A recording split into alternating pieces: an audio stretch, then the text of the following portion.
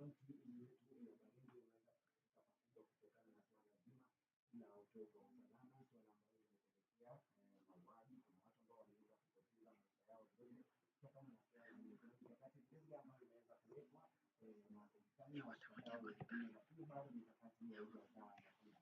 Na kama unavyojua ni kwamba kila kunapokuwa na utovu wa usalama, wale ambao wanaathirika pakubwa ni vijana, na ndio maana siku ya leo tuna jopo kubwa lenye vijana ambao wana tajriba mbalimbali, na wao pia watakuwa wanatuambia maoni yao ni yapi kuhusiana na swala hili zima la utovu wa usalama.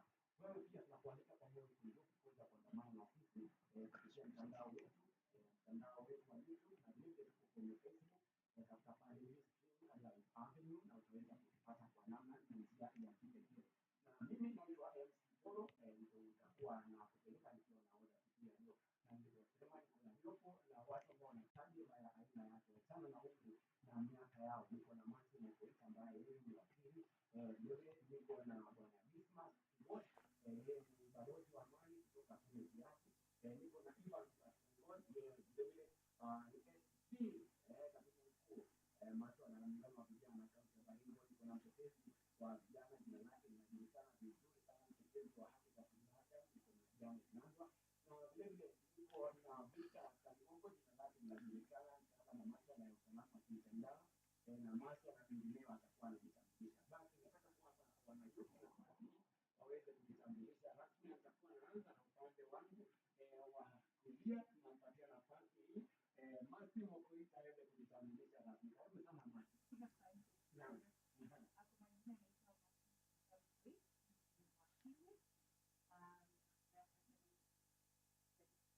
Karibu sana Masi. Naam. Thank you so much. Kwa majina yetu Asante. Mimi ni incessant. Yes.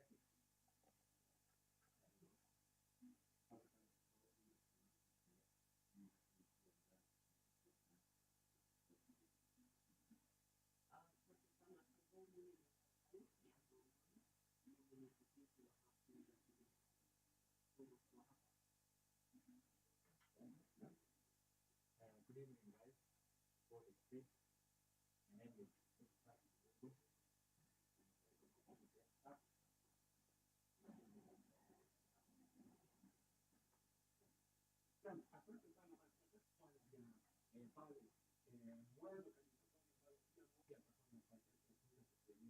haya ambayo yanapitia.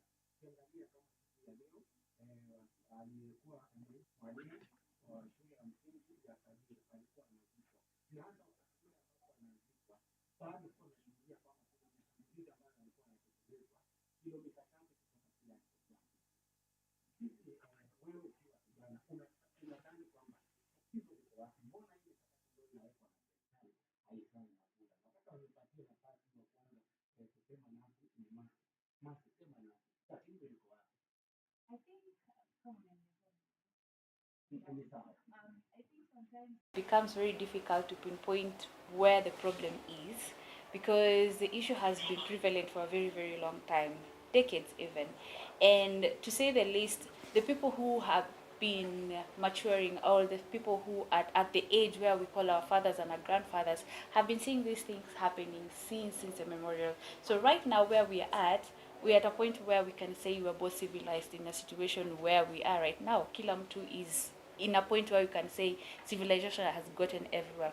Now I can't say exactly what is the problem, but it is becoming, it has morphed into something else, which is being a cancer in the community. It isn't being solved by the administration, the local administration. It isn't being solved by the law. It is not being solved by any avenue that we can really get our hands into. So I don't know where the problem is, but maybe by talks and by common coming together as a community, maybe we can find a reason as to why it is. But the dialogue that we are having, maybe it can crop something up that maybe this is the issue, but I cannot say definitively that this is the issue. Yeah. Asante sana Masi. Wacha tumpatie pia nafasi. Najua kwamba Dalmas wewe ni mchungaji, pia wewe ni kijana. Na kwa vile wewe ni balozi wa amani na unatoka kule Tiati, tatizo liko wapi? Mbona hizi mbinu ambazo zinatumika na serikali hazizai matunda? Asante sana MC Toro. I think kwa mali nimeona kuna tatizo. Mimi ni mchungaji na mimi natoka Tiati na mimi naelewa kule. Na tukiona vijana au wenye wanasumbua si eti hawa ni wakora. Na kama ni wakora si nileo watu wanasema wanakuja kama sasa hii kama huyu mwalimu vile aliuliwa. Hii maneno ya nyasi ndio inasumbua. So wakikuja kuishi kama hapo mali waliwawia huyu mwalimu. So wanakuja kuishi hapo after that. Sasa ile wanarudi juu kuna hao pokot wanapatana na token. So wakiwa hapo sasa wanakaa pamoja na wanajuana. So tatizo moja nimeona kwa hao vijana ni vile ikinyesha sasa kama vile iko. So sisi wanarudi ndio wanaleta hii maneno ya vita vile iko. Lakini shida moja tena ni maneno tu ya mali kama ng'ombe ndio wanang'ang'ania. Yeah. Labda jambo ambalo ningependa labda kuelewa, labda tuseme kwamba hawa ni watu ambao na najua kwamba atakuwa anaangalia kamera, na labda tuseme kwamba to what ni kweli tunataka malisho ndo chache ama labda watu wanatafuta mifugo, lakini kalika kutafuta mifugo tumeona kwamba kwa sasa uvamizi wa sasa hauishii tu kuiba mifugo, watu wanauliwa. Sasa tatizo liko wapi? Hapo siwezi jua sana. Lakini sitajua sana tatizo ni lini, lakini kenye mimi najua tu au ni wakora. Yeah. Yeah. Asante, wacha tumpatie pia Barsongol nilivyokuwa nimesema ni kwamba ni katibu mkuu wa vijana katika kaunti yetu na ana sauti kwa sababu hawa wote asilimia kubwa ya wale ambao wanaathiriwa ni vijana. Tatizo liko wapi Barsongol? Asante sana Mtoro. I think kwanza tunafaa kuangalia like causes of insecurity ama causes of hizo conflicts za banditry attacks.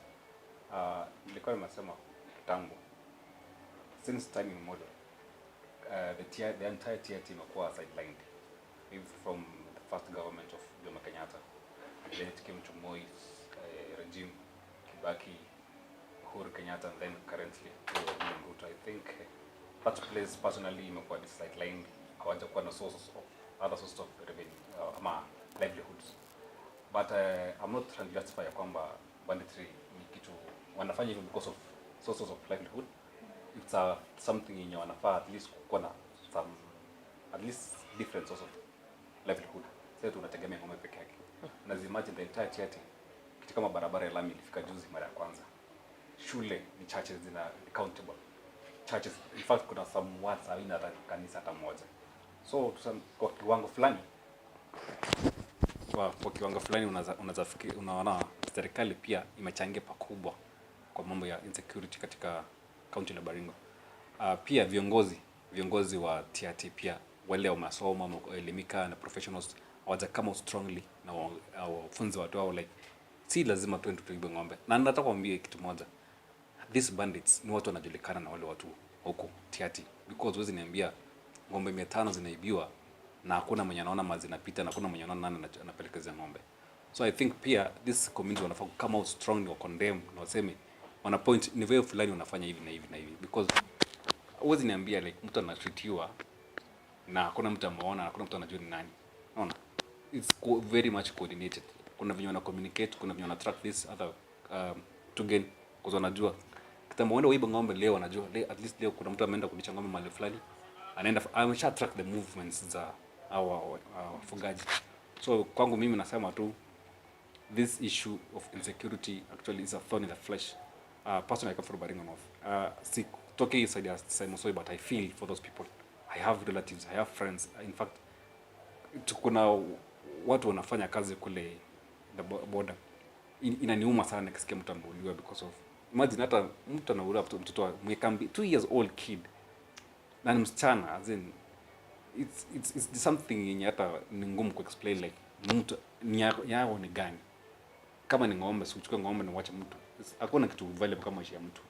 There's nothing worth the life of a person, and everybody has the right to life, including a criminal. So I think the motive, I want to be different. To me, I feel it's no longer about even animals. It's not about me. I think it's all about land or kitu kama hiyo. Asante. Labda kwa sababu ndo kama Janet pia atakuwa na labda kitu cha kuongezea kuhusiana na kile ambacho kinafanyika. Janet, najua kwamba wewe ukiwa mtetezi wa haki za kibinadamu, kuna mambo mengi kama saizi unasikia watu wanasema kwamba Tiaty ni mojawapo ya maeneo ambayo watu wanachukulia kwamba ni sehemu ambayo ina umaskini mkubwa. Swali ambalo mimi labda najiuliza pia, hata wewe utajaribu pia kama utaelewa. Kama wizi wa ng'ombe umekuwa ukifanyika kutoka miaka ya 70 na ng'ombe wanapelekwa pale hivi, then natumai kwamba Tiaty inafaa kuwa kaunti tajiri zaidi, unless kama hao ng'ombe hawaendi pale. Karibu Jano. It beats logic, to say the least. Because right now, when we want to say that Tiaty is the least developed area, probably in Baringo County, devolution came to solve this problem. Devolution came to bring equality.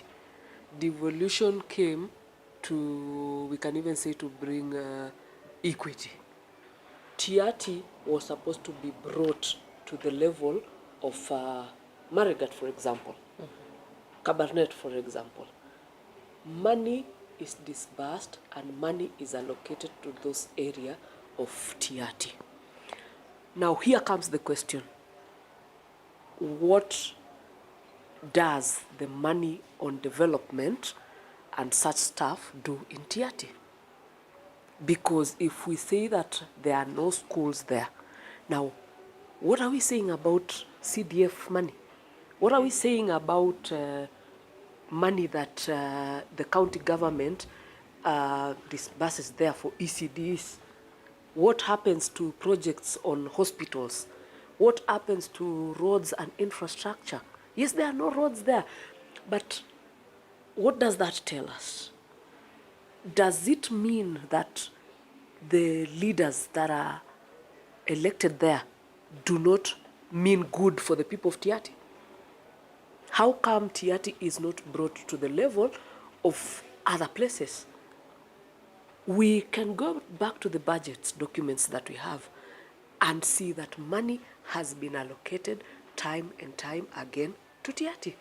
They are equal residents in Baringo. So the idea of telling me that banditry attacks happens because of lack of development, because they've been left behind, I do not want us to side and justify the reasons why these insecurity incidences are happening.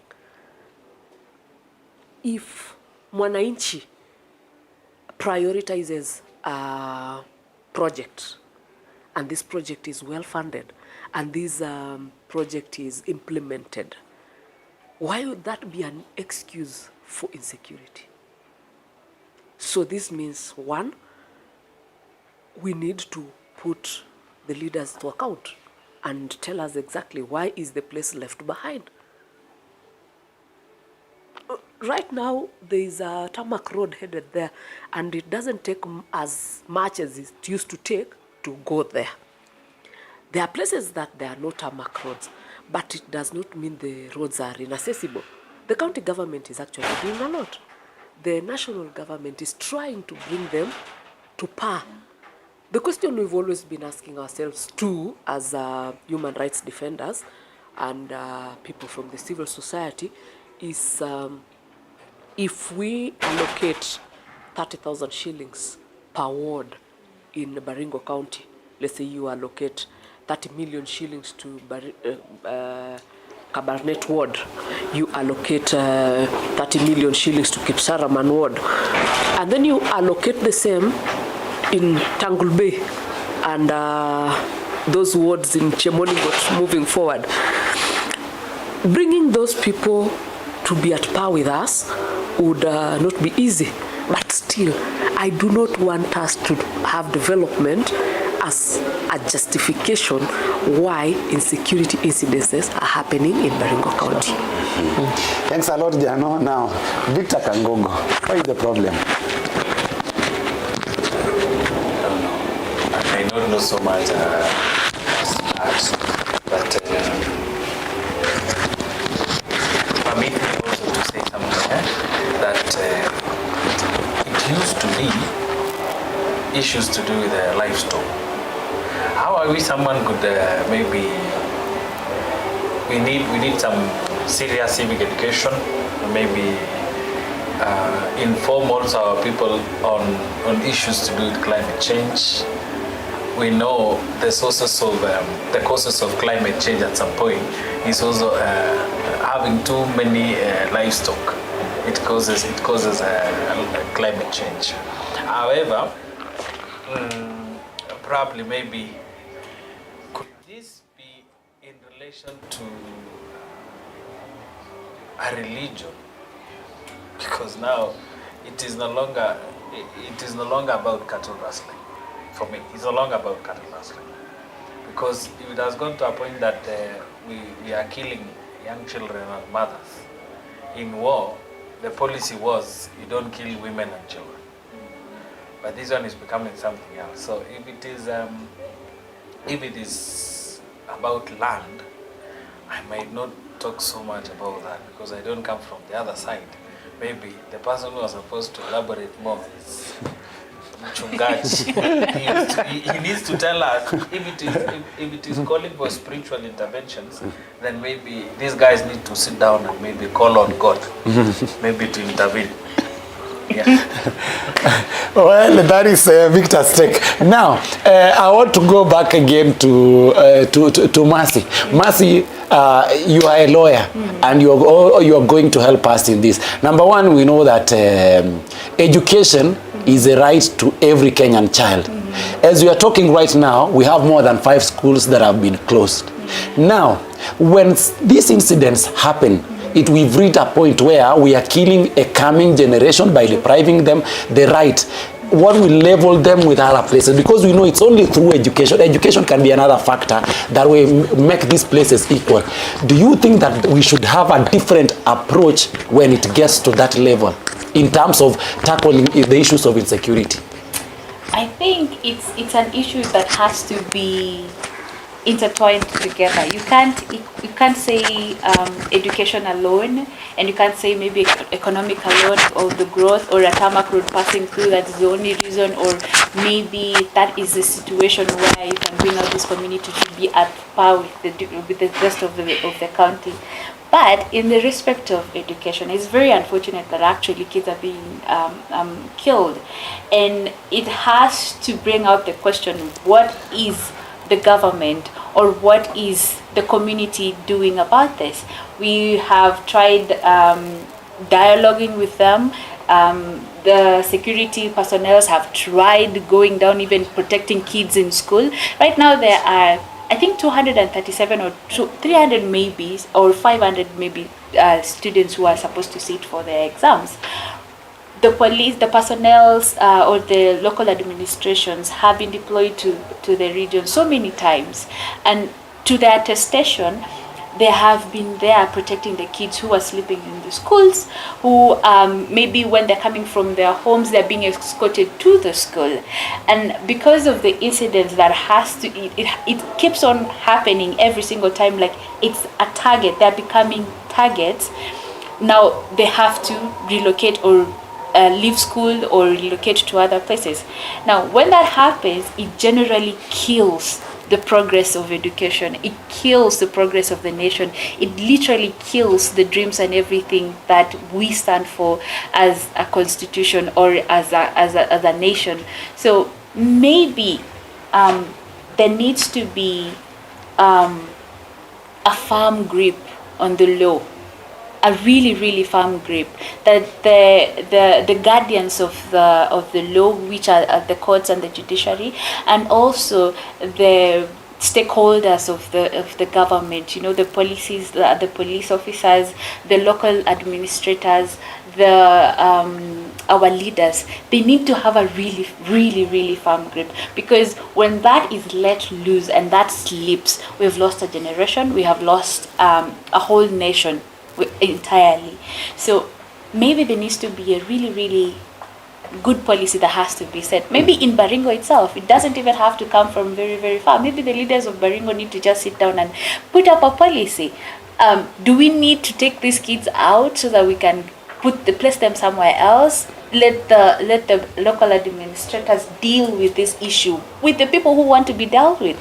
If they are adults, then deal with them as adults. But when the kids or the children rather, are being caught in the middle of this crossfire, they're helpless. They can't fight for themselves, and if they have to take up arms, it becomes a whole new situation. Now we have children holding guns and spears and arrows, trying to defend themselves. What are we saying as a nation? What are we representing as a county of Baringo? We're really not having a really good representation outside there, because it doesn't end at just the policies that we have in the country for education. It goes beyond that. The whole entire world recognizes the very essence of education in a single child. If that one single child is denied that part that is very essential to them, to the growth of the nation, then surely we don't have a nation. Surely we don't have a continuation of a generation where we say we are developing as a country.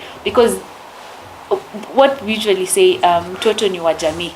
Yeah? So we have to really, really firmly grip that policy and just put in mind that these are kids. Leave alone whatever is happening, what we are trying to figure out, what is really, really happening in the ground. Surely I would not put a finger into it, but everyone can see it is something else rather than stealing cattle or stealing goat. But when it comes to killing these kids, you're really killing the dreams of the nation. And the littlest dreams that we have as a nation, as even as simple as Vision 2030, it's not going to get there, because we have some other parts of the country really growing really fast, but we have others that we have dragging. And there's a principle that the leader of the pack is as strong as the weakest of the pack. So when we are progressing so much as a country, or so much as a county, and we have a region that is really, really low on development, really low on economic value, it doesn't contribute much to us. The GDP that Baringo contributes to the whole country, if we can just pull them into closer, we will be so much further and greater. So maybe the county government, let's start with the county government, it really needs to include the aspect of these children first. Let's serve the generation first, because it hasn't been dying. The solution hasn't been found. This problem has been going on forever. The colonialists have been complaining about kettles being stolen. Now it's people being killed. This problem has been going on for a very long time. The local administration, the police, how many times seriously you see tankers and a lot of deployment going there, but still nothing has been done. So maybe we need to pull and save a future first. Just save the future first. Take them out, put them somewhere else. Right now they're relocating. Take them. We don't know where they're going. Are they going to school? The people who are supposed to be considered the teachers, they are struggling. They're doing the bare minimum of trying to go into school. Honestly, if I was the teacher who would be in those areas, I'd have really left because of my own safety. But because of the humanities that teachers have, we should emulate that. As leaders of the community, as leaders of Baringo, they should really, really do something, because at the end of the day, it is one aspect that will help, and it will contribute much to resolving the issue. Wow. Yeah. Thank you very much, Masi. That's a good one. Now, I want to also talk to what, and one, I have two questions for you. Number one, being a young person, and I know that people don't, at times we don't look at that other part. You as a young person coming from Tiaty, how has this issue of insecurity painted you as a young person who come from Tiaty? Today when you stand in front of people and say that my name is so and so from Tiaty, from Pokot community, how has it painted you? What nini watu hawajui also about nyinyi, what you go through? That's number one. Number two, we all understand that Pokot community is one of the sub-tribes of the Kalenjin. And initially we knew that there were social teachings and traditions that were used to be, or that were passed from one generation to the other by the old. One of them was during times of war, as Victor said, you don't kill women, you don't kill children. And another question also that we would want you to tell us is, are the old men failing, or the young people don't follow follow the teaching? Because this is totally absurd. It's your time, bro.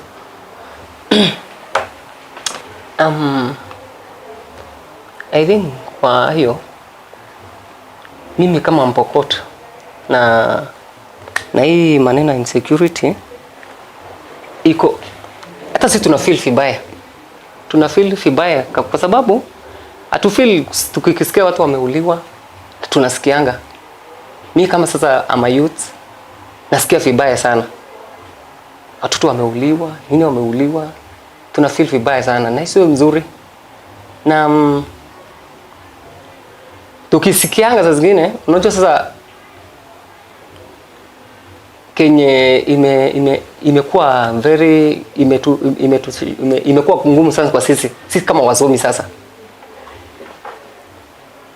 Hii mambo ikifanyika, kuna hii maneno ya viongozi, hii maneno ya viongozi mnasikianga ati wako ndani, lakini kama vile nani alisema saa hizi huko Tiati, vijana ni wengi, nao wanasumbuanga watu ni vijana wenzetu au vijana wadogo tu.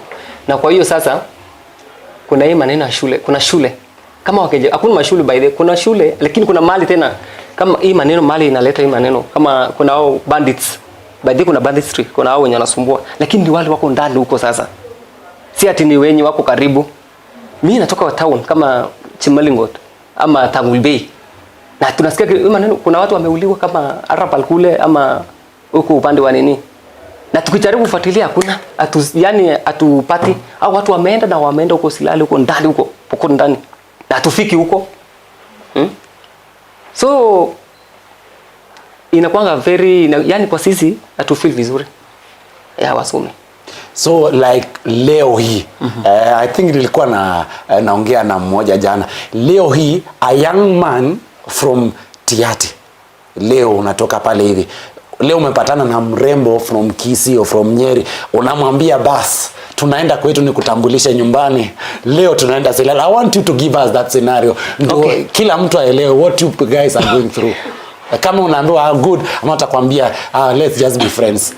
MC Toro, yes. Kwa hiyo sasa useme mimi ni Pokot, yes. Na mpate mrembo aseme niambie mimi nitakupeleka Pokot huko.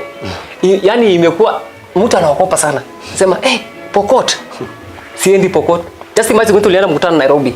So introduction tukaongea, nikaambia mimi natoka Pokot. Akaniangalia ati unatoka Pokot wewe? Wewe ni Pokot. Kwani Pokot anakaaga hivi? Tunasikia kama Pokot ni watu wauaji, wanaua watu. Si ati watu wanakaa kama wewe. So hiyo, kwa hiyo sasa hata au wanini au wakorofi au wakora wametupaka matope sisi wote. Kwa sababu hata nikiwa hapa Kabarnet nasikia mimi ni Pokot. Inakuwa very yani unasema wewe ni Pokot. Na hiyo kitu imekuwa mbaya sana. So hata imetuharibia jina kabisa ya Pokot. Yeah. Sasa nasemanga kama kuna mali tungeenda hivi nibadilike, nisio Pokot, ningeenda. Kwa sababu imekuwa too much. Yeah. Pole msiwajaji wote na Eva amejitetea vizuri. Haya, alright, wacha nataka pia kusema na Evans Barsongol, administratively tunajua kwamba serikali inaanza labda pale hivi kwa nyumba 10, tutakuja pale hivi tukute labda hata kuna wazee wa mtaa. Mimi swali ambalo nataka pia tuweze kujiuliza, the very basic questions ni kwamba kuna ule chief, kuna ule mzee wa nyumba 10. Leo umeamka, mtoto wa ile familia hakuwa na ng'ombe hata mmoja, ameamka asubuhi, unakuta ule mtu ako na ng'ombe 50 ama 100. Swali ni hawezi uliza hawa ng'ombe wametoka wapi. Na huyu mtu ambaye amepewa ile jukumu, hata saizi nasikia wanataka kupitisha kwamba wazee wa nyumba 10 na wazee wa mtaa wakuwa wanapokea mshahara. Huyu chifu anafanya nini pale hivi kama hawezi kusaidia kwa sehemu hiyo? Na tena tukuje tulipe wa nyumba 10. What is the problem? That is the problem, very big problem. Because I want to mention something about the issue of education. Because Nelson Mandela said, the greatest weapon to change the world is education. So in those affected areas of Baringo, North, Saimosoi, Batabwa, and some parts of Baruesa, first learners there, they cannot access education. That means basically we're denying them the right to education. So what are the measures the government are doing right now? Are they evacuating these students or those families to a safer place? Are the government providing food for these people? Are they providing water for these people? So that's the first thing we should be discussing. Right now, we should be seeing lorries ferrying food to those places, the affected areas. Because yesterday we saw on news or on social media, people moving out of their home places. In fact, I heard someone asking them, where are you going? We don't know where we are going, you're just going like a safer place. Like, where is the safer place for them? So I think the first thing the government should do right now is to evacuate these people to a safe place. Even if it means to bring them to the upper side, which is at least safe. Talking about the issue of Nyumbakumi, I said earlier, you cannot have sorrow. Someone cannot wake up in the morning and just see this my friend having 50 goats or 50 cows, and yet yesterday having a single livestock in his household. I think that shows that the Nyumbakumi have, the chiefs we have, they're not doing their work. Why are they doing that? Like, we know in in my village, the chief, the village elders, they know everybody there in the village. They know so and so comes to this family and so and so. Even what your belongings, the properties they have. So I don't know whether these bandits, they threaten these people, the Nyumbakumi, that if you say this and this, if they kill you. Is it about their lives also? Like, if you disclose that someone has livestock from, of course, the Chugen land, why are these bandits not stealing the cows from their fellow Pokots, for example? Why is it that they are stealing this livestock from the Chugen communities? Are they protecting themselves? So that's one thing that we need to have a policy. We need the Nyumbakumi, the chiefs, they should be brought to book. They should be answerable. When someone have like 100 livestock in this compound from nowhere, you should explain. And they know these people. They should call these people. They know. In fact, even the security agencies, we have the NSIS, we have all the DCI, all of them we have. What are they doing? What's their work? They should be communicating with these local authorities to make sure that these bandits of this country are brought to book. So I think we need to still have a policy. Even the current one, which is like ongoing, that we want to pay these village elders or what wazee wa mtaa. It's not worth because they'll be paid, but watu wanafanya kazi wanafaa kufanya, especially from those areas.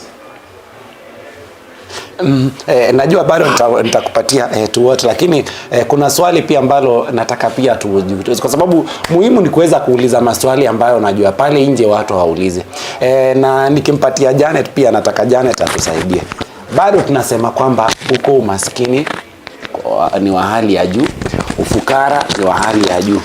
Sasa swali ambalo najiuliza ni kwamba, je, hii pesa ambazo tunatumia kununua bunduki, ama hii bunduki inapeanwa bila malipo? Kwa sababu kama umaskini umetutawala, basi tutanunua bunduki na risasi na nini, ama wanapeana bure? Jano, ningependa pia hata wewe unisaidie kuuliza hili swali. Thank you Toro. Hapa tunapoishi Baringo Central in Kabarnet, sisi wote tuko kwa kiwango kimoja. Kuna yule ambaye ni tajiri, kuna yule ni wa kadri, kuna yule ambaye anajikaza kimaisha. Yule ambaye anajikaza kimaisha, kwa sababu anajikaza, hiyo ndio sababu ya kwenda kwa yule tajiri kumwibia. Utaenda kule uvunje mlango, utaenda kule uchukue televisheni ama tarakilishi ama uvunje gari lake kwa sababu wewe unajikaza kimaisha. Kwa hivyo nitasema na nitarudia, ukosefu ama kule kubaki nyuma kwao kimaendeleo sio sababu ya wao kujihusisha katika masala ya ukosefu wa usalama na uhalifu. Let us never justify that, because the moment we put ourselves in a situation where we have to justify the lack of development and the lack of them being at par with other places, then we're missing the point. An example of Tiati East, East, right? Yeah. And the places where they go to steal the cattle. What is the much difference between the two places? Because if we want to talk about the road network, we see what is happening. Even those sides where women are running away from their homes, we see how the road networks are. We can actually tell that these women and these children are not doing so well in life, but they are not going to steal other people's stuff or cause insecurity to other people simply because they do not have. You asked a very good question. We are backward when it comes to development. Why are we not backward when it comes to arms? Why are we not backward when it comes to bullets? It looks like they have sufficient of the material. It looks like even when disarmament is done, there is a stream and there is someone who replenishes the stores. So here's the question that I would like for all of us to ponder about. Who is the beneficiary of the insecurity incidences that keeps coming and going, playing under merry-go-round with us? Who is the person that is benefiting from this? Because I think the moment we'll answer this question, the moment we get to know who benefits from these attacks, then we'll get to know where the guns are coming from, where the bullets are coming from. Why is it that we cry about development on that end of Baringo County, and yet people are dying? So let us not justify that. The cattle that are being stolen, sometime we hear mifugo walipatikana, mifugo walirejeshwa. Wale mifugo ambao hawapatikani, wale mifugo ambao hawarejeshwi, wanaenda wapi? I want us to connect the dots if possible. Mifugo wanaenda wapi? Mifugo nani anawanunua? Mifugo wanauawa? Mifugo wanawasaidia kivipi kama hatujui wanaenda wapi? Nyama ambayo tunakula kwenye butchery zetu, could it possibly be that we are eating stolen cattle? Could it possibly be that we are enjoying meat courtesy of someone's life? Yeah, these are questions we should ask ourselves. Yeah. Think it all. Wow. Now, I love what Jano has said, and initially, Victor also talked about something to do with religion, and there is something that I want us even to take ourselves back, whether that place now people go to church or not. Let us take ourselves to the ancient times when our forefathers didn't know anything to do with Christianity, but there were teachings that were innate in us. People knew that taking life is a taboo. So I don't even know the relationship between now saying that whether we have the churches there or don't with taking life. Let me give this opportunity also to Victor, and then I'll come to you to what? Still in religion, Yes. It is important if we demystify the aspect of running away with cattle and killing children. So I was trying to be so brief that if this thing is a culture, if these guys have maybe resorted cattle rustling to be a culture, then the pastors, we have a pastor here, he needs to tell us how many times do we need to pray. Because if something else is, this thing has not been so hard for the government of Kenya to handle. It isn't. It has. I want to go with what Wakili was saying. There are some issues that need to be integrated into the constitution, maybe, so that we can try to find a solution to the same. But all the same, this guy is trying to be mean to information. With the pastor. There's something pastor is not saying.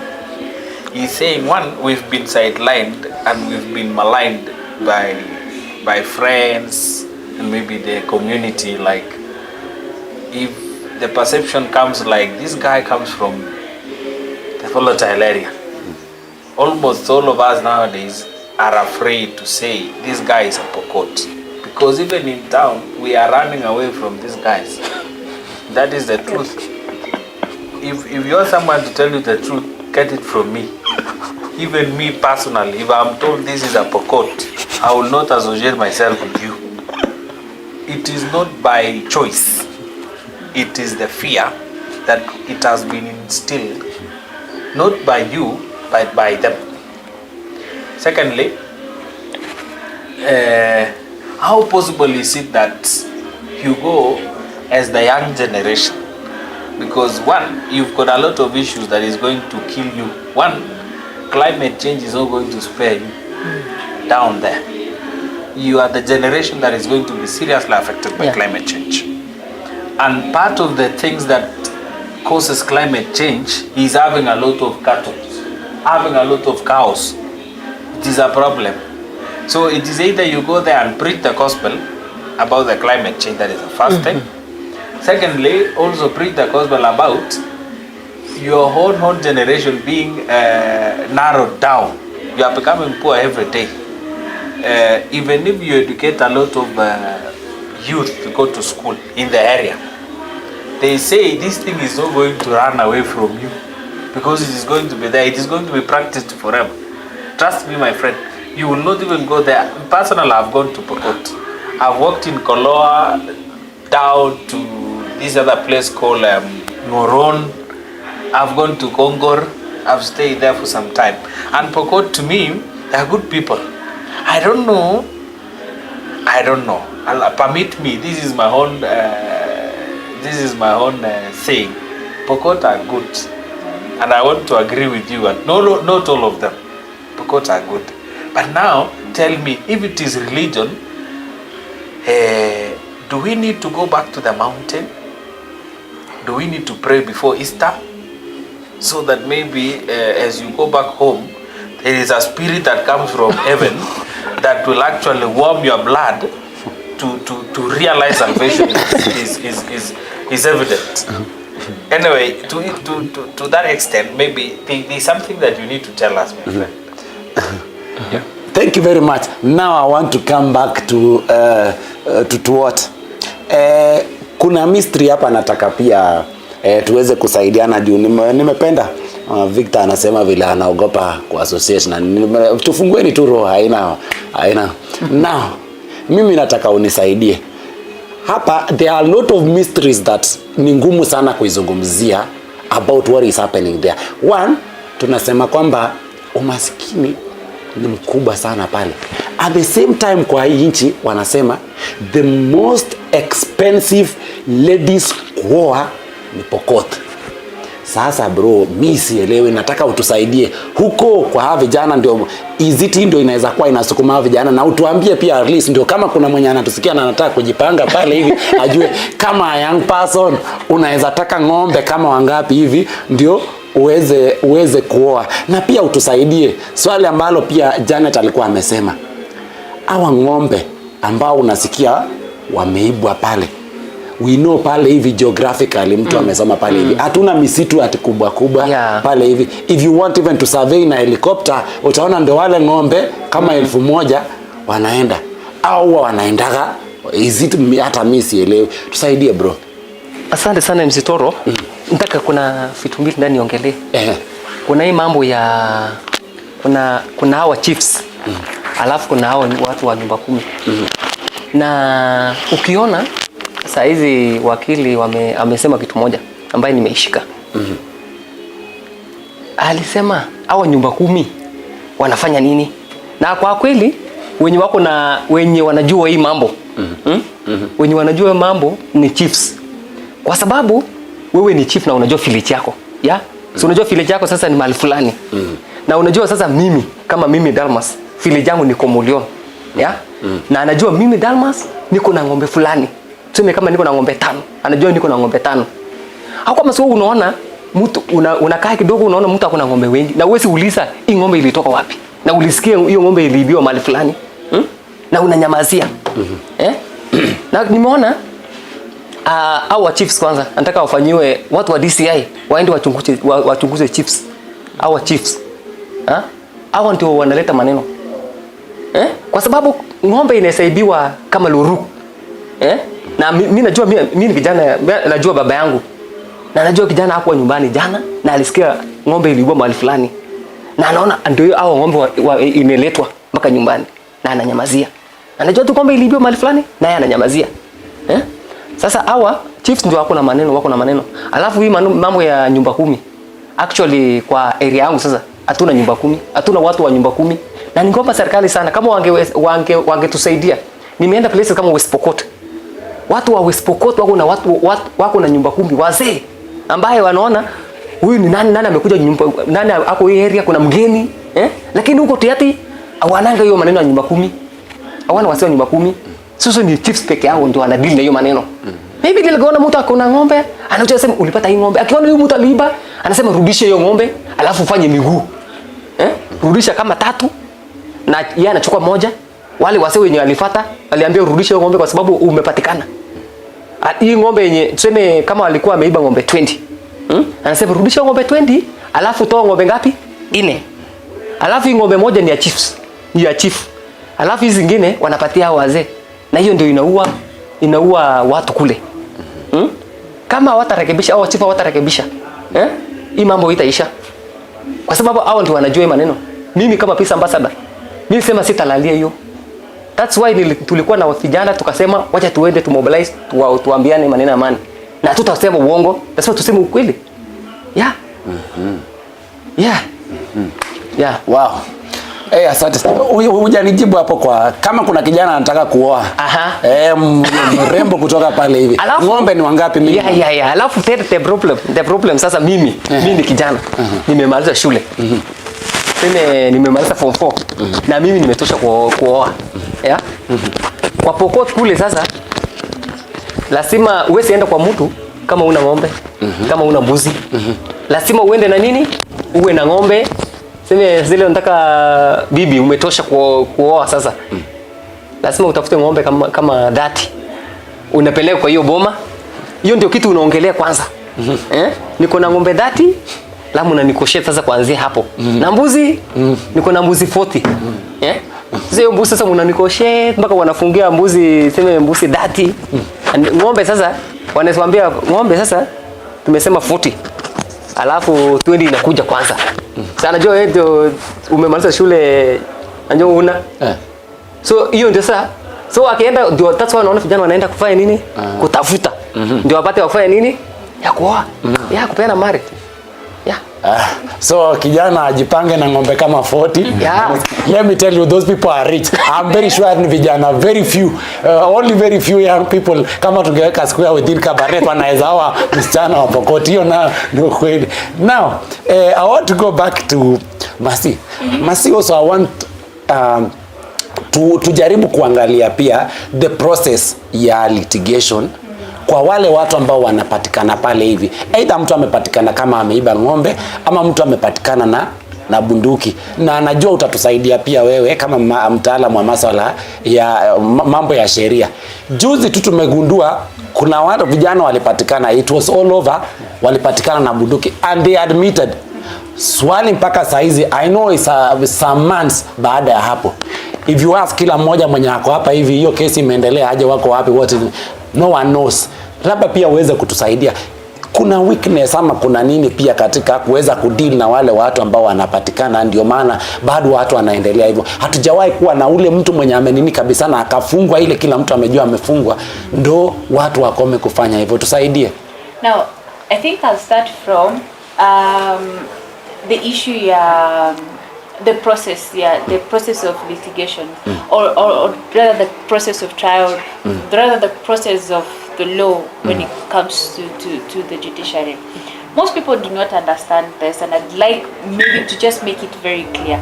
The process of the law does not start and end from someone akishikwa. It goes so much further from that. Now, if someone is charged or amepatikana amefanya makosa, amepatikana aliua na binduki kapatikana, alikuwa naye in possession ama ilikuwa somewhere else which ilipatwa na ikapatikana ya kwamba ni yeye alikuwa in possession nayo, ama amepatikana na ng'ombe, there are certain laws that are there to, yani kuna laws zenye zimewekwa, yani categorize. Ukipatikana na binduki, ukipatikana umeua, ukipatikana umeiba, ukipatikana umechokoza, all these carry different hefty or very light sentences ama punishment from the law. Now, it doesn't end from that. You unashikwa, unafunguliwa mashtaka. Ukifunguliwa mashtaka inamaanisha polisi wamekuja, wameinvestigate, ama mtu alikushtaki akakuleta kotini, akakupeleka kwa police station, na unafunguliwa mashtaka. Kufunguliwa mashtaka ni kumaanisha first you are charged with an offense. Hiyo offense lazima ikuwe imedhibitishwa na mkurugenzi wa mashtaka, the prosecutors, na imepelekwa kotini. Ikipelekwa kotini, you take plea, and then you either agree to or you do not agree to, and then you are set for trial. Now, trial doesn't end in 1 day, or it doesn't end in 2 days, it doesn't end in 3 days. It takes a very long time, and the reason as to why this and people don't understand is that the court is tasked with a lot of cases. You can't deal with one case-by-case basis. You have to accommodate every case to a certain date which has so many cases. Now, it's more like a first come first served basis. Don't quote me on this, but huyu akiletwa amepatikana na binduki leo, na huyu Evans aliletwa alipatikana ameua mtu last week, Evans kesi yake itakuwa mbele kiasi, inasonga. You see, yake imekuja, it doesn't mean kwa sababu yake ni hefty sana ama yake ni kidogo itaisha haraka, na kwa sababu yake ni hefty sana itaisha tena haraka sana kwa sababu yake ameua. So we want this thing to be charged, aende kotini isha haraka. So the process takes a really long time, and when it comes to theft of cattle, there's a special law that is set, and the law is Stock and Produce Theft Act. Now, what this law is set inasema ya kwamba wakati mtu amepatikana ameiba, the magistrate who is charged by the task of as the guardian of this law anaangalia kwamba kweli huyu aliiba kulingana na vile prosecutor ataleta kesi kotini. Aliiba, alipatikana na hizi mifugo alikuwa ameiba. No, for the reason as to why we are talking about this, you would expect that kwa sababu wamepatikana huko hivyo chini wameiba, it should be hefty. It's not. It's just as the same as ameiba nguo, ameiba ng'ombe, ameiba nguo, yote ni kuiba. It's just wizi. But when it comes to, when it carries weight ni when inasemekana ya kwamba aliiba mifugo, na katika ile hali ya kuiba mifugo kuna pia ile actualization, ama alikuwa na nia ya kuua wengine, ama alikuwa ameshaua, ama anatekeleza hizo those hatias, ama those things that he wants to do. Now when it comes to that, the law comes very special in a way that it says then these people have to thibitisha ya kwamba kabisa waliiba. Where is the evidence that aliiba? Where is the evidence that alipatikana na hii bunduki ya kuua huyu mtu mwingine? Is it brought to weight kabisa that wamepatikana? Yeah. And then the other thing is vile anasema, because the area is also very large, to demystify the situation where we say hakuna mtu amechajiwa, tujaona mtu amechajiwa. Is it satisfactory that one person ameletwa kotini na amechajiwa with banditry? There's no charge as banditry. There's only theft, and there's only possession with a firearm, and there's only murder. There's no banditry. There's no charge as banditry. Now they can put that into the particulars, but there's no charge as that. So us as the custodians of the law, maybe people who are there to foresee that the law has been done, or has to see to the actualization of it, justice has been done, you have to understand that this region here, the down was the south of Baringo, there's a very big challenge, because as much as wanatafuta hao watu, most of them they're being killed, most of them wana disappear, hatujui kwenye wako. Evans has pointed out, Jackie has pointed out, Pastor has pointed out that hao watu wanajulikana who they are. If it could be so simple that hao watu kama nyumba kumi or the chiefs, they could bring them walete mbele na waseme wewe uliiba hii ng'ombe na imepatikana kwa boma yako, where did you get it? That is the first thing. It starts from there. Then wanapatikana, wanasemekana hii ng'ombe si yako, me I know you have this cows, where did you get it? Maybe I bought it. Kama alinunua adhibitisha alinunua wapi. Kama alitoa ama amepatiwa aweke, adhibitishe nani alimpatia kuja aweke hapo. Then kama hatoi hiyo sababu ya kwamba hii ng'ombe ni yake, then anachajiwa na nini? Theft. What else is there? Ameiba. Then anachukuliwa huyo mtu kwa sababu anajulikana, anapelekwa police station, he is charged with theft. Now the other thing is, if amechajiwa na theft, and in that area prevalently we know that there's so many disposition of guns that are illegal, could there also be a possibility that pengine he harbors these weapons in his house? Then you also get a warrant from the court, or they have the permission to actually go into their homes and search for those things. Akipatikana nayo, then inachukuliwa. Another charge is added to that, in possession of weapons, which is it helps in weeding out these people from the community. Now the other thing is also, I tend to believe that these people know that it is wrong to have easy binduki, sindio? Because there are some initiatives that were put some years back where these people were asked to bring the guns, and most of them they did, sindio? But where are they also coming from? Hizi zingine zinatoka wapi?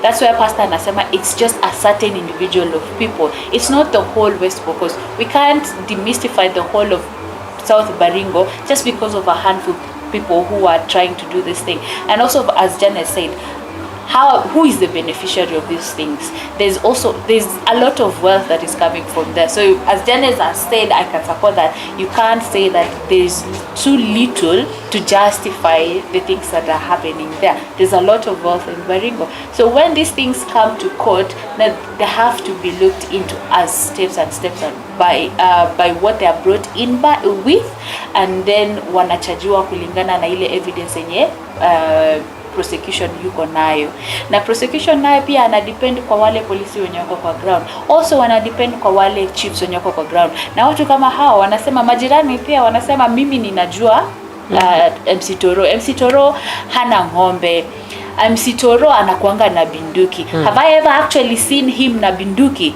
Yes, nimewahi muona na binduki. Yeye ni neighbor wangu, anakuanga na binduki amebeba. Hiyo binduki inakaa aje? Ni hii na hii. MC Toro aliletwa kotini akapatikana na hiyo binduki. Hiyo binduki iko kotini. Now you see, that helps. But if these people keep disappearing in the forest, and hakuna forest, but if they keep disappearing huko hivyo, then it becomes very hard for the security personnel kuwapata. They only have limited resources. As one said juzi, wakati kijana, those 2 kids were killed juzi, and jana usiku walikuwa wanatoka operation, of which I'm sure also tonight they are doing the same thing. They only have so little or so much to their capabilities to weed out these people. Maybe the drones that wanapatiwa na the army, maybe it doesn't go so far to what they already have, because you can't take a drone to 500 kilometers from where they are and wako hapa. Even if wapatikane kwenye wako, by the time they get there, so the people have disappeared already. So it takes, as I said na hile swali ya the children, it takes us, sisi as a community, us as a county government. We can't blame it so much also on the national government, because the national government is there, yes, to protect the people. Yeah, it is their obligation to protect the people. It is the obligation of the Ministry of Defense to protect internally and externally from acts that may cause war or may cause insecurity to us. So when it comes to a very handful kind of people, we can't leave the welfare of the whole nation also to just come and deal with the situation yenye iko kidogo sana. So can we also try as the county government, sisi wenyewe, can we do something sisi wenyewe? Maybe the head of the county, the government, the governor, yanzie huko hivyo tuju, and then it goes sisi wenyewe. Can we deal with it? Tutoe watu kwanza wenye wataathirika sana, wamama watolewe, watoto watolewe, and then hata kama the elderly wacha watolewe, so that we can remain with the people who have that energy to weed out these people. Chief anajua watu wote wenye wako kwa environmental, kwa community yake. Can they identify these people now, say MC Toro, Evans, Mimi Masi, Janet and Pastor ni watu wanakuanga kwa hii community. Any person who comes here we don't know. So it helps also the process of the law ikikuja kotini, because the court cannot wake up and go out to the field kwenda kutafuta hawa watu. It comes from sisi wenyewe, and then in collaboration with the local authorities, and then hao wakipatikana it comes. Now the part where inakuwa difficult sana ni where wanatoroka na hawapatikani, right? So it becomes also difficult for us, for the prosecutor to prosecute these people. See? So but wakipatikana, the law is very, very capable of prosecuting these people. Very, very capable. But also to the satisfactory of CC as a community, sometimes you can never get to that point, because akikuja amepatikana na ng'ombe atachajua kulingana na theft. It's not it is not a felony. It is just a very ni makosa kidogo, si ile yenye ni hefty sana nyoneza kasema au watu wame, lakini if it lumps up na kupatikana ya kwamba ni hao ni wale wezi wa mifugo wana carry binduki na wanaua watu, then that is good, something good that the prosecution can hold on to and take it to court, and every person who witnesses to that, then it helps the community at large. So at the end of the day, the process, if it is understood well, we can't blame, you can't put weight on one side. It's both ways. Thank you very much. We are almost wrapping up, and I know we'll have a few minutes for each one of us. Number one, to Barsongol, you know that devolution was meant to bring leadership closer to the people, and I also know that we have a few legislations that ensures that also the communities within a particular county are properly represented everywhere.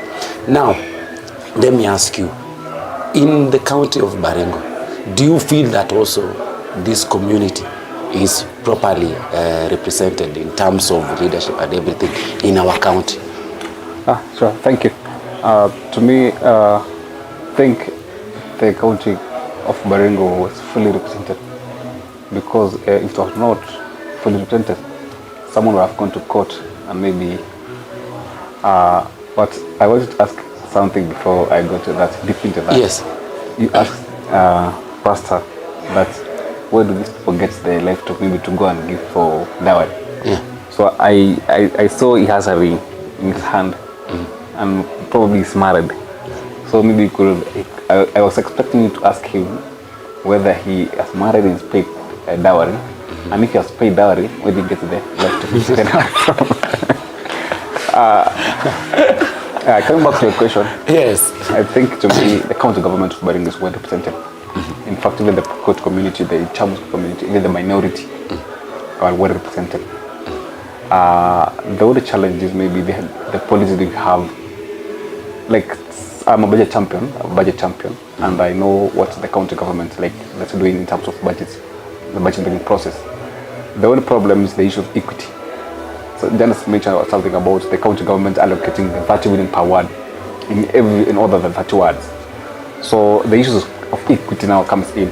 Like, you cannot allocate the same amount of money in a single ward like Silale to very vast, like the same amount of money in Kabarnet ward or Kabartonjo ward. So we need to have equity.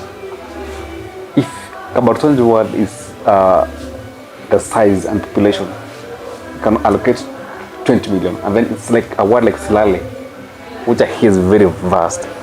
You can allocate like 50 million. We need to really have equity. We need to elevate these people to come up to the same level, Kabarnet ward or Kabartonjo ward. So in terms of it, also our members of county assembly, they are now the lawmakers. They're the ones supposed to make policies, the laws for the county government of Baringo. So, what are the laws that these MCs are brought up in the county assembly? What bills, what policies do we have in place? That's the question we should be asking ourselves. The MCs are talking about representation from TRT. What policy or what law has been brought in at the county assembly of Baringo to ensure that we have equity in our county? So that's now, we leave that to them, because they are the ones supposed to answer that, because they are the lawmakers. You get it? But I think we still have a long way to go as a county. In terms of issues of equity, we still need to have laws which will protect each and every community in our county, and especially in terms of representation and development and all that. Someone talked about the issue of security. Of course, devolution was brought maybe to bring the service closer to the Mwananchi. Issues of security, of course, is well for the national government. The interior, defense, is totally for national government. But of course, with the current situation, we need to have a policy. The county government to come up with its own policy in regards to the issues of banditry.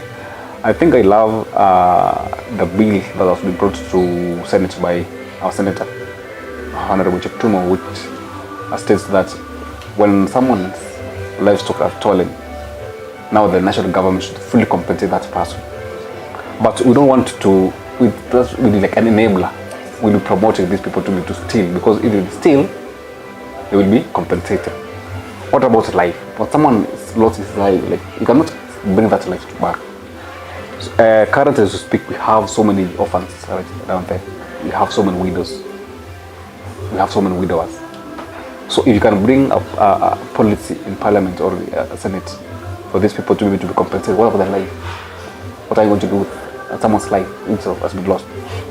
You cannot bring that person back to life. But what's more important, you need to have the policy that make, even for forceful disarmament of these people.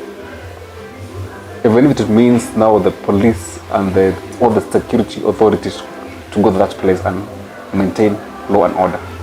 That's what we want. What we need right now is the safety of the people. Thank you very much. I want to, I'm wrapping up, and this should go to Jano as we finish. Janet, now, today, CS Interior, Kithure Kindiki, met with the Baringo leaders, by the governor, the senator, the women county member of parliament, and the other parliamentarians. The question is the venue of the meeting okay? And is the timing okay to you? That's number one. And secondly, on the issue of representation and traversing the entire county. I know we've been moving from one sub-county to the other when we have these national celebrations, that at times we do it at the county level. And I don't know, you'll also help us if you've ever witnessed one that has been taken perhaps maybe to Tiaty sub-county. Maybe we should start with doing that in the coming national celebration. Tiaty is a part of Kenya. Tiaty is Kenya. The Pokots are Kenyans.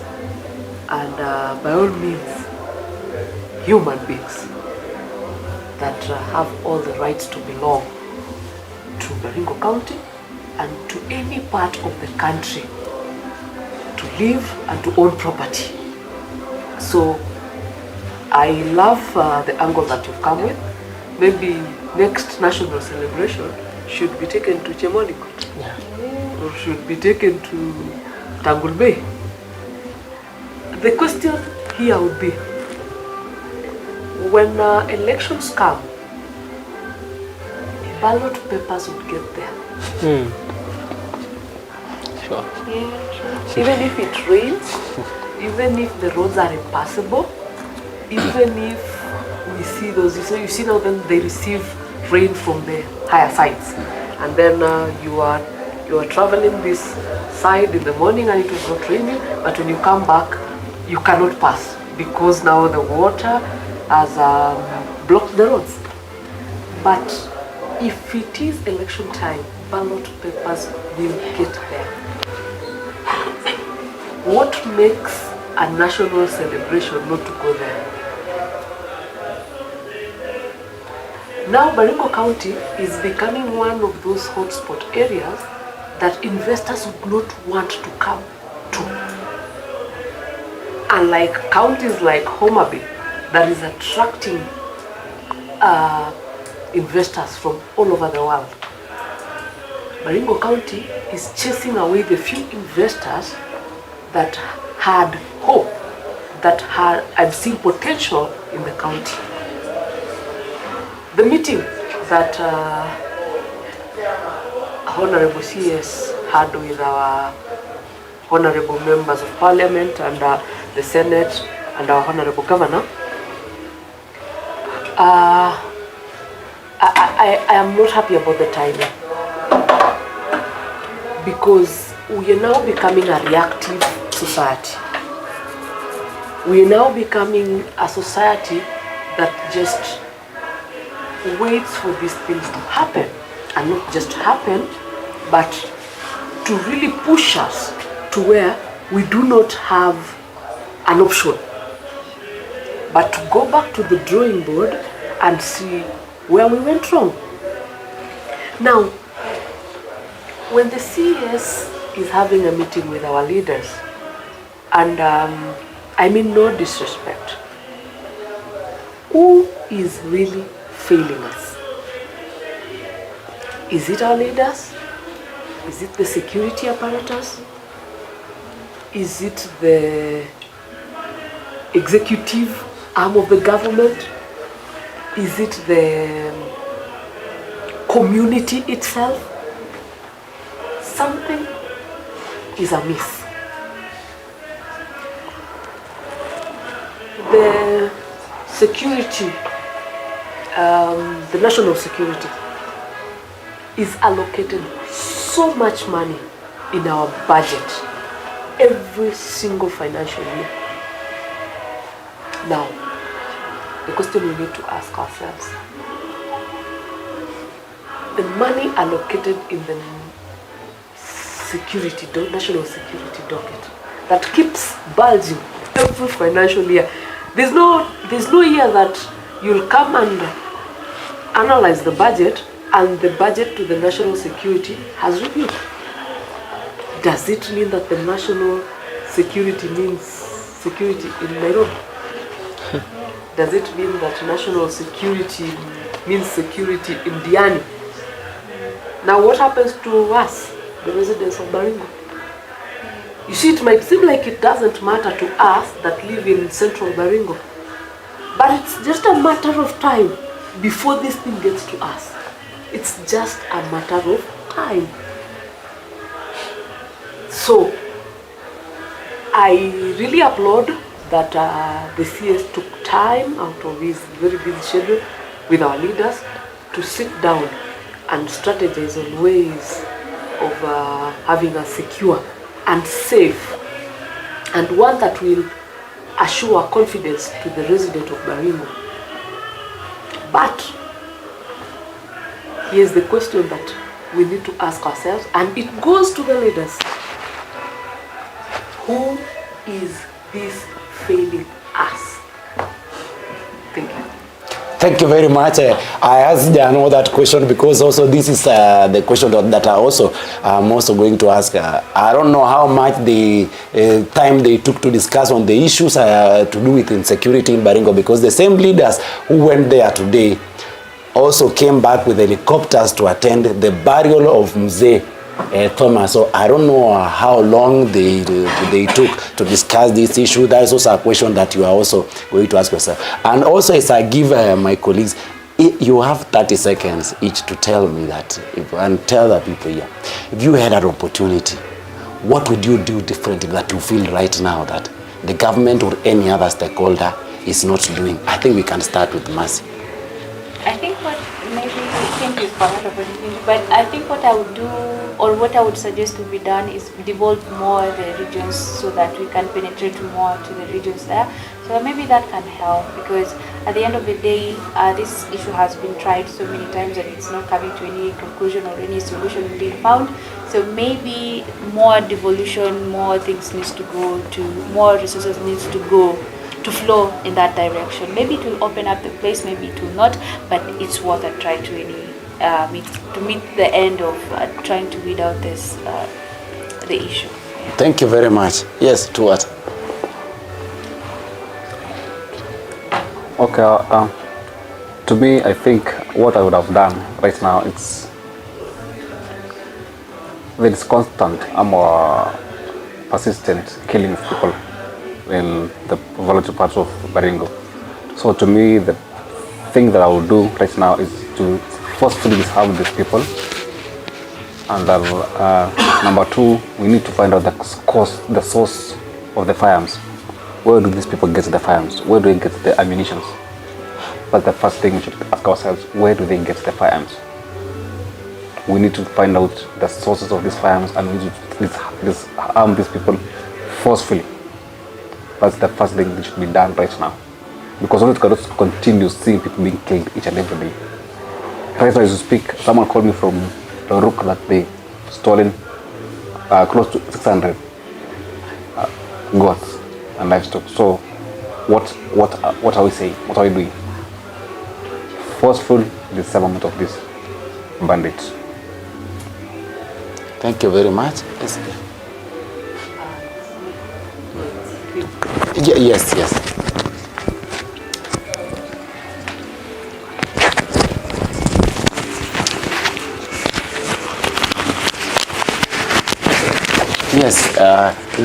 What do you feel you can do differently if you are given an opportunity to resolve the issues of insecurity? I think solution ya hiyo insecurity ni kufungua shule kule na kanisa. Ndio itakuwa ni njia kusaidia. Yeah. Wow. Yes, Janet. Thank you so much, Toro. Thank you for the opportunity. If I was in a position, and I believe I am, I want us to get the beneficiaries of these insecurity incidences. I want us to get the beneficiary of the stolen cattle. I want us to get the beneficiaries of the lives that we lose. We have better things to do than to always talk about insecurity in Baringo County. You switch on the TV and you just see bodies being ferried, you see women running away, you see children crying, you see flies, and it's so painful to see such in 2024. Here's the question. What is the difference between us and Gaza? It's only that Al Jazeera and CNN and BBC is not featuring us. So has it gotten to a point where we want the international media houses to feature us so that it appears to be a real problem? So who is this person? Who are these people that are benefiting from this crime and violation of human rights? Once we get to know these people, I think now we can hit them on the legs, they lose their balance, and probably we'll get a solution. Probably we'll go somewhere. But as long as we have persons, people benefiting from this kind of inhumane acts, I don't think we have a solution as at yet. Asante sana. Asante sana. Victor Kango. All said and done. One, I want to disagree with what Pastor Ngol is saying. Forceful disarmament, you are creating more chaos. Remember, these are people who feel like they have been marginalized at some point. So dialogue might give us a solution. I also want to disagree with someone who was saying we want to give teachers guns. You know, that is provoking the same culprits also to hit us hard. The best thing is we need to solutionalize by dialogue, and because I'm a religious person, maybe we need to pray more. And Pastor is here. Ongeza maombi rafiki yangu. Inshallah labda Mungu atatujalia mazuri. Asante. Wow. Asante, mimi nataka kusema asante kubwa sana kwa wanajopo. Nashukuru sana kwa wale wote ambao tumeweza kuchangia. Imekuwa ni sauti ya vijana, na umesikia kwamba hata wao pia wana suluhu. Kwa wale washikadau ambao wanatafuta amani katika kaunti ya Baringo, ikiwa tutawahusisha vijana, najua kwamba tunaweza kufaulu hata upesi zaidi. Lakini leo tunapomalizia hapa, tuna maswali manne ambayo tungependa kuuliza kwa niaba ya sisi sote. Na maswali haya lazima yakae kila wakati ukikutana na kiongozi ama mtu yeyote umuulize. Swali la kwanza, nani anafaidika na wizi wa ng'ombe katika kaunti ya Baringo? Hilo ni swali la kwanza. Swali la pili, kama watu wamekuwa wakiiba ng'ombe kuanzia miaka ya 70 na kuelekeza Tiati, mbona kufikia sasa watu wa Tiati si mamilionea? Swali la tatu, ikiwa kweli watu wa Tiati wanakumbwa na umasikini, je, wanapata wapi pesa za kununua risasi na kununua bunduki, ama zinapeanwa bure? Swali la nne, na hili ni swali pia la mwisho, ni je, mbona huyu mtu ambaye anaenda anaiba ng'ombe kila wiki ameua mama, ameua mtoto, ameua mwalimu na anafungia hata watoto kwenda kusoma? Je, tofauti na huyu mtu na yule mtu tunamuita gaidi ama terrorist ni gani? Mbona wasiitwe jina ambalo linawafaa na wakabiliwe kwa mujibu wa sheria? Sema asante sana kwa kila mmoja. Asante sana Masi, wakili wetu. Asante vile vile balozi wa amani kutoka Tiati tu. Tunashukuru sana kwa kuweza kufika. Si rahisi kujitokeza course asante sana Barsongol, asante sana chair lady pia hapa Janet Nando, mtetezi wa haki. Asante vile vile chairman mtu na baraka zake, anasema ukisema baraka unaangalia tu pale hivi alipojaliwa. Huko tunashukuru sana chairman. Tunashukuru sana Stream Live Avenue. Asante sana mafundi wetu wa mitambo, Boni pale hivi nimeshukuru vile vile pale Hunter mwenyewe. Of course na kundi letu pia la vijana kutoka Tiati ambao wamekuwa na sisi hapa, lazima tuweze kuwashukuru pia, na kila mmoja ambaye anatufuatilia. Mark these faces. Hizi ni sura za vijana viongozi wetu ambao utakuwa unaona kila wakati tukiangazia maswala mbalimbali. Share na marafiki hapo kwa Stream Live Avenue, hapa ndo utakuwa unatukuta kila wakati. Sisi tunawatakia kila laheri, tuendelee kuombeana, na tafadhali ukimkuta mtu wa Tiati, wote sio terrorist, wapende. Na ukiingia kwenye mitandao ya kijamii, tafadhali do not quote na uweke watu wote useme kwamba hapo quotes are bandits. Bandit ni mtu binafsi, kabila la mtu has nothing to do na vile utaamua. Ukienda kuiba, wewe ni mwizi, it's not the community. Mimi naitwa MC Toro, wacha Mwenyezi Mungu awabariki na tunawatakia jioni njema.